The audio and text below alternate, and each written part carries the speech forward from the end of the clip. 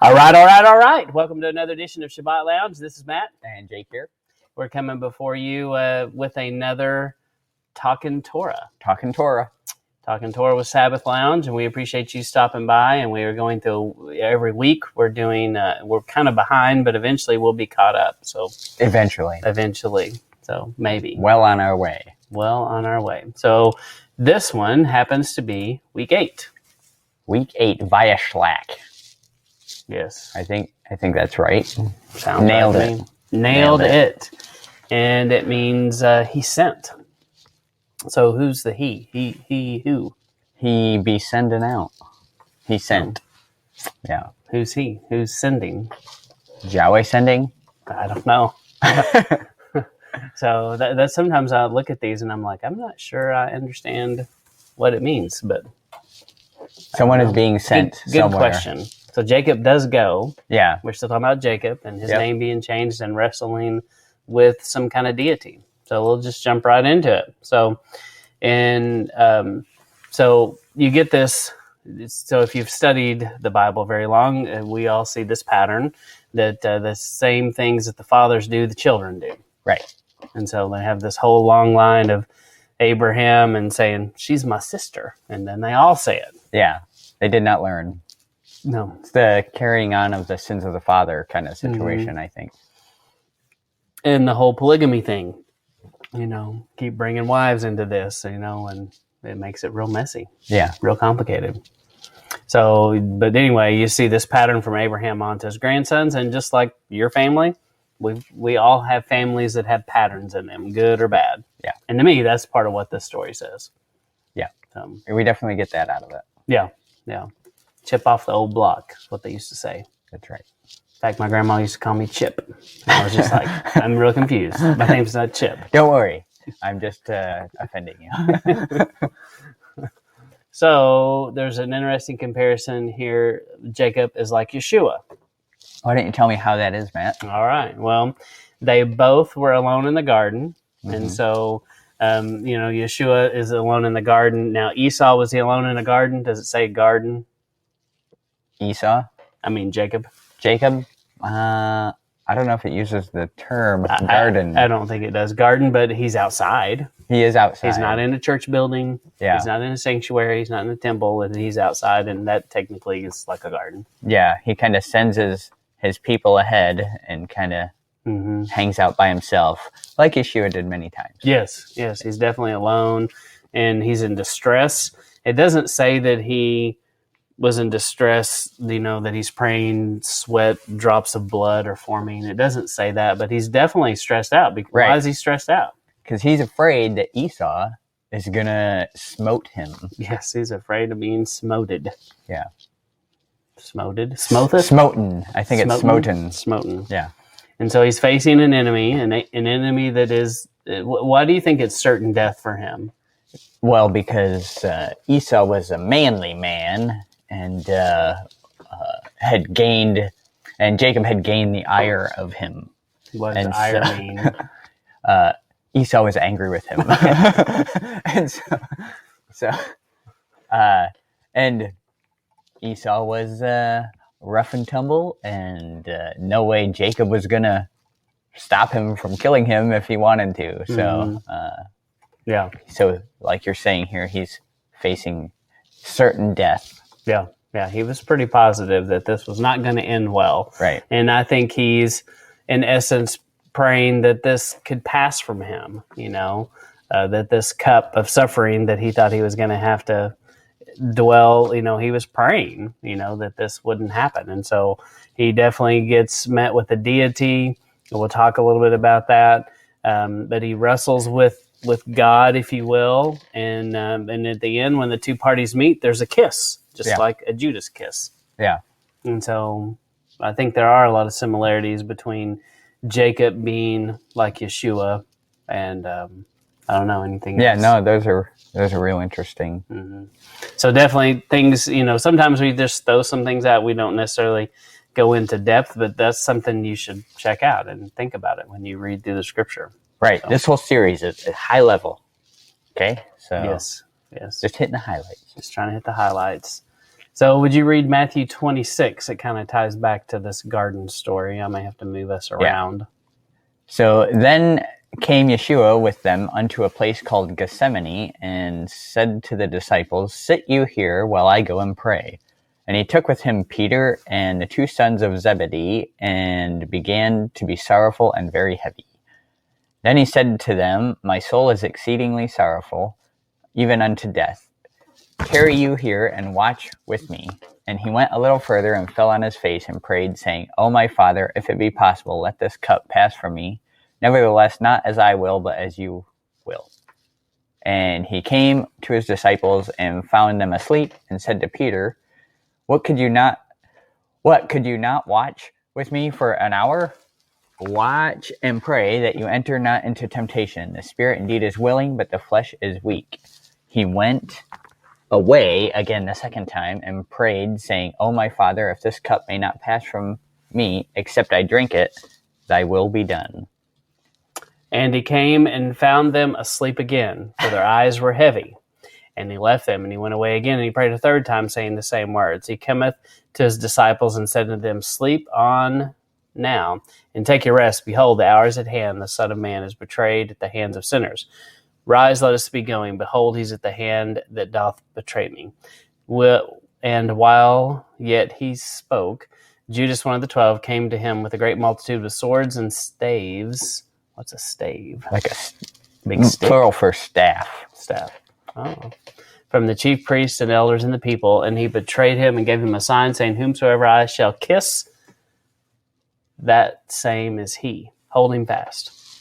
And forthwith he came to Yeshua and said, Hail, Master, and kissed him. So we definitely have the kiss in the Enoch account as well. So, yeah, but a similar moment. You know, it's a dividing line for Jacob. This is potentially a life. You know, when you're facing death, just like Yeshua facing death, it's a life altering moment, and you're gonna be distressed about this. Yeah, it's only human. Yeah. So, and where else do we see this kiss, Matt? The mafia. The mafia, yes. Yes, I see it runs deep in your family. Too far. Too much information. And there's all kinds of weird things about the Esau kiss. And so just be careful when you study that, because it can go down some weird rabbit holes. I don't know if you've ever looked at it, but it can be weird. Not in depth. It can be weird. Some people say it was like a bite, and it just like goes down a cliff that I'm like, I think it was a greeting. Yeah. Yeah. I don't think it was anything other than just like this. It was right. It was something we don't really do in the United States. Yeah.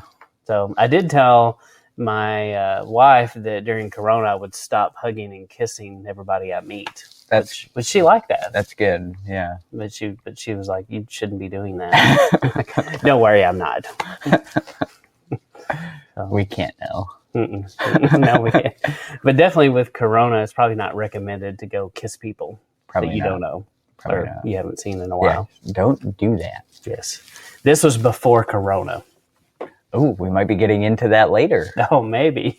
The whole kissing people you don't, that might not want you to kiss them. Yes, we will. That's in this section, So this wrestling occurs, and Jacob's name becomes Israel. We just discussed, why do we not ever refer to him as Israel? Most of us always call him Jacob. And we decided that it's because it gets confusing, because Israel is used to describe so many things. It's used for the nation, it's used for the kingdom, it's used for both kingdoms, it's used for Yeshua. And it's used for Jacob. The modern political state. Yeah. So if you did that, people would be like, what do you mean?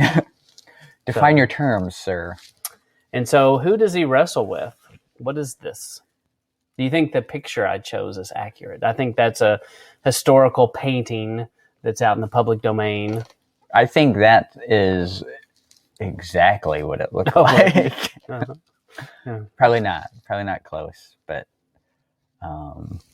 it is strange. I mean, it depends on the translation you read. I think some places it says he wrestled with God. Some places, I mean, that's the point of the name, right? Is one who wrestles with God, right? Mm-hmm. And then some would say it's an angel. Yeah. Some translations say it's a man. Mm-hmm. So, yeah. And I think you can make an argument every time you see this human in flesh form that it's Yah's mighty right hand, which would be Yeshua. And I think it's interesting, though. Jacob was, we think, this to me rules out any of you that want to say he's a mama's boy and that he's a little mamby-pamsy mama's boy that knew how to cook and clean because he made some soup one time. But he doesn't even really make it because his mother says, bring me the stuff and I'll make it. Yeah. So that, well, he made pottage, maybe. Maybe. Mm-hmm. I've never tasted pottage myself, but... yeah.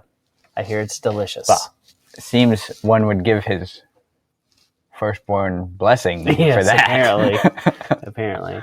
But this shows that he's not a weakling, as some people teach, because he wrestled with whatever this deity is all night. That's impressive. Yeah. And the only way this deity wins, it's like, okay, clearly, I gotta stop this guy. yeah, clearly he is overpowered. He could end it at any moment when the fact that he just reaches over and is like, and then he limps the rest of his life. Yeah. So that was significant. Right. So, which is interesting. I've always thought that it's one of these deals where maybe Jacob wrestles with God because he had to be humbled, and he wanted him every step he took to be reminded that this experience happened to him. I don't know. Yeah, I think it's interesting because it shows that. So he's afraid to go up to Esau, but he's not afraid to wrestle this being here, and I think it just shows that he's willing to fight for what he knows is right, and for the right things. He's willing to fight for the right cause, I think. And this is an example of that. Yeah, that's great. And I think it's a testing too. Mm-hmm. Yahuwah is testing him to go, is this guy really ready? Is he the guy? We're going to find out. We'll go down there and check him out a little bit. Mm-hmm. So, it's one of those things too. A lot of times we resist. We don't like being refined and tested. And a lot of times when we are refined and tested, we come out different. We don't walk the same after we've been tested. I think there's just so many lessons in that and how it applies to us every day. Yeah, definitely. And the whole, of course, we wrestle with God every day in our attempt to figure out, truth and gain understanding. It is a wrestling that you're doing. Just trying to do what we want to do. Mm-hmm. That's the battle. I mean, that's what we just want to do what we want to do many times, just like he did.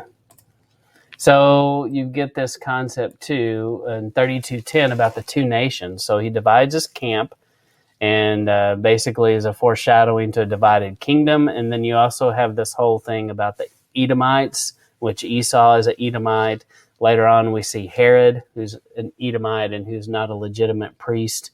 And so that's something you should study, because a lot of people believe John the Baptist was the true high priest at the time of Yeshua, and that Herod had the whole line of the Edomites had usurped that, and that also was how Esau maybe got the revenge against Jacob a little bit. So I don't know. But what were your thoughts? You said something really good about the divided kingdom here earlier. Oh yeah, just 32:10. Yeah. Let me pull it up here real quick. But 32:10, it says, I'm not worthy of the least of all the mercies and all the truth. So this is Jacob praying to Yahweh, and all the truth which you have shown unto your servant. For with my staff I passed over this Jordan, and now I am become two bands. So 2 bands, 2 nations. He let the rest like of his Guns group. N' Roses and Poison. No. That's... It's not like that. That's a terrible example, by the way. Yes, not those kind of bands. Okay.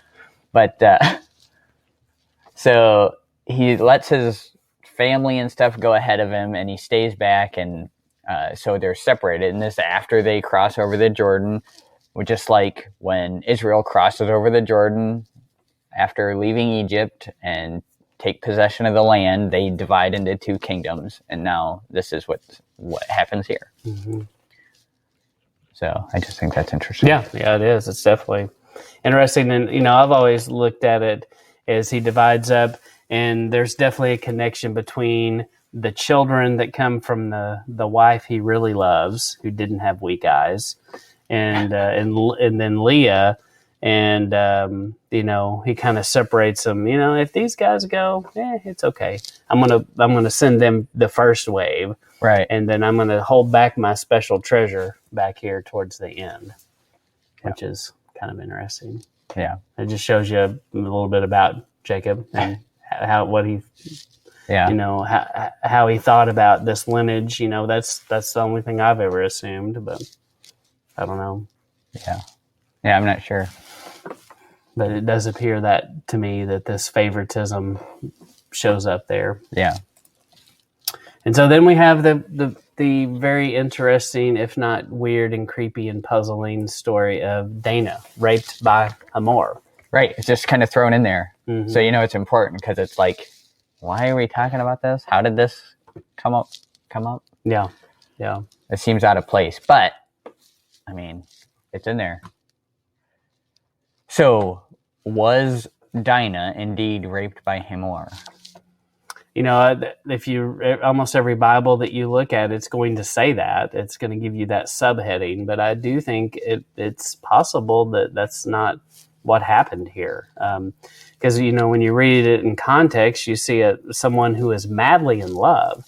And yes, people who are madly in love, I guess, can rape others. But genuinely, that's not how the raping thing works. Right. For the most part. Yeah. And so we get the idea that she's defiled, right? Which, sure. But does that mean rape? I think when I read through this, I get the impression that she, like you're saying here, she goes out, she learns the ways of the worldly women. Well, it kind of implies that kind of a situation. And you might say, and it comes back at the end of the chapter, where they're like, will it be said that she's a harlot? So she goes out away from her father's covering, which she should be under, and does this deed with Hamor. And immediately Hamor's like, I love this girl, and I'm going to go talk to her father so we can get married. He does seem to be about making it right, which is not often what you find in the story of people who go rape other people. That's usually not part of their character. Right. So he wasn't looking to run away and hide this thing. He was looking to, make it right, like you're saying. And he goes to Jacob, and they kind of work out a deal, it seems. And then Levi and Simeon aren't happy with that. Yeah, they don't take it well.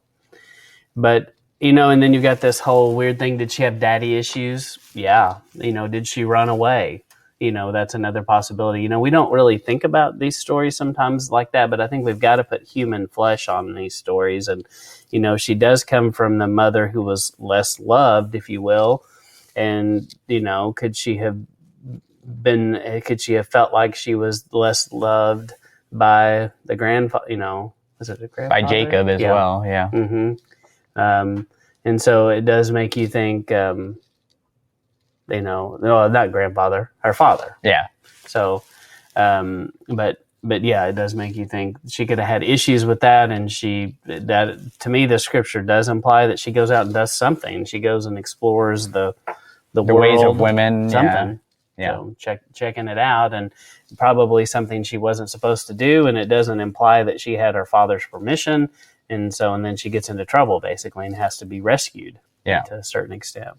Right. And so her name, by the way, means judgment, which is interesting. And why is that important, Matt? Well, I think you talked about this, about how one thing that it does is that when the brothers disagree, I believe they undermine their father's authority to a certain extent. They go kind of against him. Yeah, it's Jacob's household, and when he makes a decision, that should follow. So I'm just thinking now, I wonder if that falls into the sons that are not obedient. kind of situation. It does seem like it. It does seem like it. And so in their actions definitely affected his role in the land. The way people saw them is different. I mean, because this is bad trickery here, where it's like, hey boys, sharpen your knives, you're gonna get circumcised. And as they're laying around going, oh, I wish I had an ice pack right now.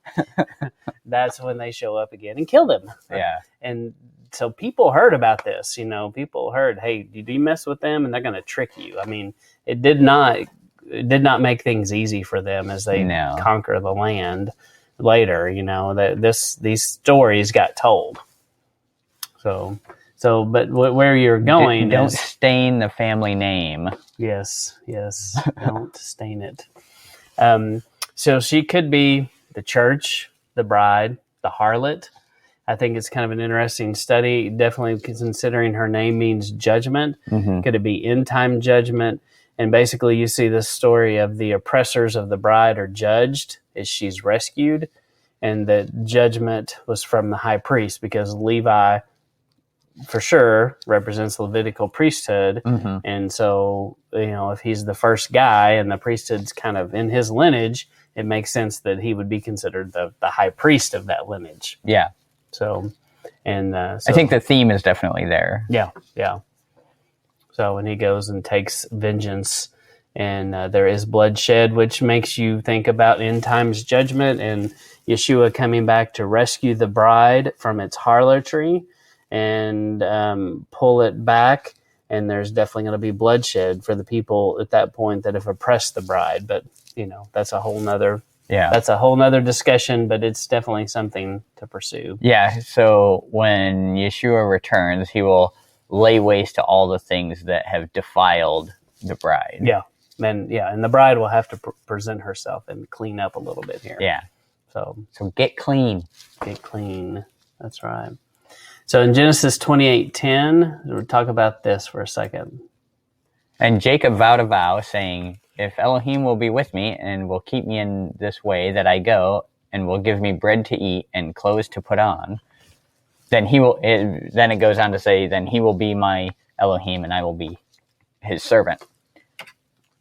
And so the point here is we see this kind of coming to fruition in this week's Torah portion, where he tells them in chapter 35, he tells them how to, he goes, go to Bethel and then get rid of all your idols. Mm-hmm. And we have that. Yeah, this is the next one, I think. No, go back. Go back, man. Oh, right there. Move us. All right. Yeah, and he tells him to get rid of his strange gods, right? That were, like we see when Rachel and Laban comes to get them. Mm-hmm. Yeah. So he says, and so he's doing this, and this is when Yah becomes his Elohim and he becomes his servant, basically, and his name is changed to Israel. And what were you saying about the pierced ear? Yeah, so here in 35 verse 4 it says, and they gave unto Jacob all the strange gods that were in their hand, and all their earrings which were in their ears, and Jacob hid them under the oak, which was by Shechem. And by the way, we wanted to show you the Shechem where this is. This is Ebal and Gerizim, right. Blessings and curses. And so see our teaching on blessings and curses where we kind of go into, but this is definitely a significant place where this happens. Right. So this is, so we were talking about, well, why the earrings? And you had made the point of the earrings and ears is usually what they hear and what they're acknowledging as truth, basically. And also it's the, you pierce the ear of the slave that wants to remain with you after 7 years. You pierce your ear. Yeah. And so I think in some of the Psalms it talks about pierce my ear and I will, and so here it's the earring of the pierced ear of the strange god that they've enslaved themselves to, and that's what he's getting rid of. Yeah. No, that's good. That's good. That's one of those little scriptures you can easily look over, but it's significant. Yeah. And definitely something that more than meets the eye. So And you see Jacob making another conditional promise. He seems to like to do this. He did it with the sheep, and he did it, with the scripture we just read about, hey, if you feed me and give me clothes, I'm your guy. Yeah. So, which is kind of weird. It's like, really? But, I don't know. And you see the covenant gets confirmed again. Benjamin is born, and now this family's got 12 children. 12 sons. 12 sons. And Dinah. Later, we see Benjamin and Joseph become Ephraim and Manasseh, and arguing 13. Right.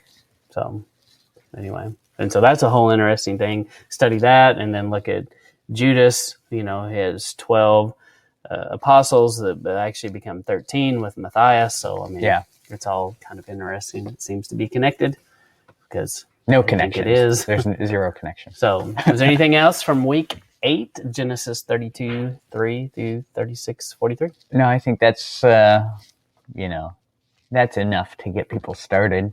Yep. And so that's our goal here. We just kind of want you to get your whistle wet a little bit and maybe think of some things you hadn't thought of before. But yep. Yeah, go research it, check it out, read it. For crying out loud, read what it says. Yeah. So we just can't encourage people to do that enough. And we know that if you're listening to us, you probably do that. Yeah. So we ask that you would share it with someone who might need to read this. And maybe there's some things there that would cause some interest and make them want to read. So, but we do appreciate your time. Your time is very valuable, and we appreciate you spending your time with us. And I think that's it for now. And that is week 8, Talking Torah with Sabbath Lounge. All right. Thank you for being here. Signing out. Bye. See ya.